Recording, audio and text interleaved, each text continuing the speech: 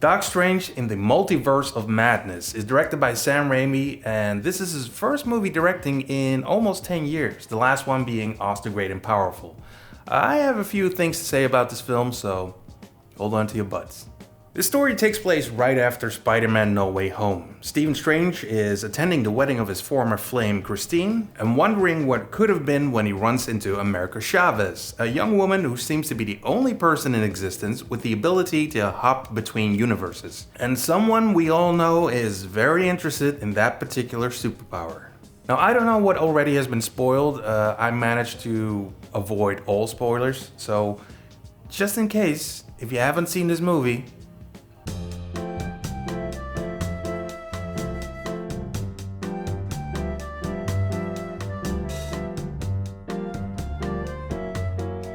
So, America Chavez is being chased by monsters sent by Wanda Maximoff because she wants to live in a universe where her children still exist. And I gotta tell you, Wanda makes a great villain. Not only do we know her entire backstory thanks to WandaVision, but she's also very menacing. At the start of the movie, her and Strange have a discussion about morality. She calls him a hypocrite because he gave Thanos the Time Stone, therefore sacrificing a lot of people. That caused a lot of pain, but it was necessary to save the universe. Wanda wants to be with her children, and America Chavez's superpower could cause universes to collapse onto each other. So by sacrificing one life, murdering this young woman, Wanda gets what she wants, her children, and potentially saves the entire universe.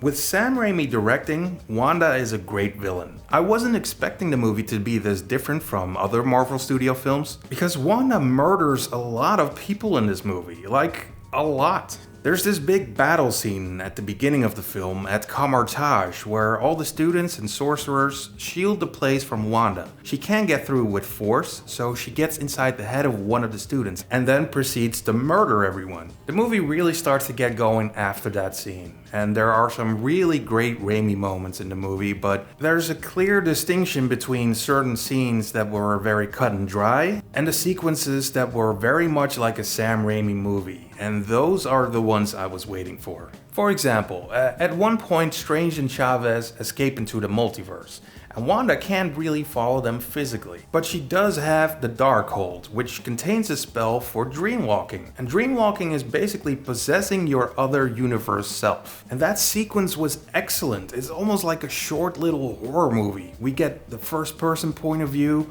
the Dutch angles. I mean, you can tell that in those scenes, Raimi really had fun. And that's what this movie was. It was fun. Even though most of it, I would say 70% of it was made by the visual effects team. It's not that the visual effects are awful, it does look great. It's just that most of the movie relies on those effects, rather than the actors or Raimi's clever camera work. However, this movie does stand out from the other Marvel movies because of Sam Raimi's input, very much like Taika Waititi and James Gunn did. Now, the score was done by Danny Elfman. I'm 40, I was practically raised with Elfman's score, and I thought it was great for the most part.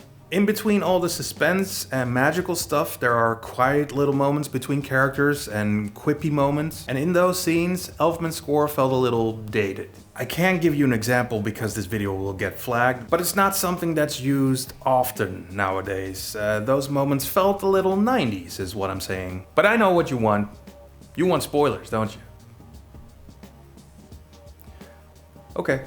At some point, Strange escapes into another universe and meets the Illuminati from the Marvel comic series New Avengers. And they are Reed Richards, played by John Krasinski, Captain Marvel, played by Lashana Lynch, Black Bolt, played by Anson Mount, Captain Carter, and yes, a very elderly Professor Charles Xavier, who, by the way, did a lot more in those 10 minutes than the entire 2 seasons of the dumpster fire that is Picard.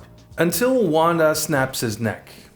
Yeah, she murders all of them. It's a pretty cool sequence. Also, you can't have a Raimi movie without the legendary Bruce Campbell.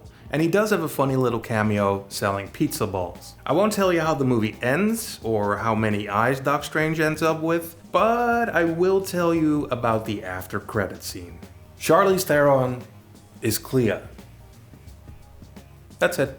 I really enjoyed this film. Of course, it's by far not the best Raimi movie, nor is it the best Marvel Studios movie, but it's different enough to earn its own spot. So yes, I do recommend watching this. Just don't take any young kids to the movie. It might be a little too scary for them.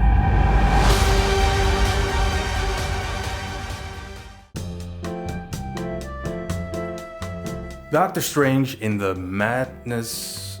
Doctor Strange in the multiple. Nope. Doctor Strange in the.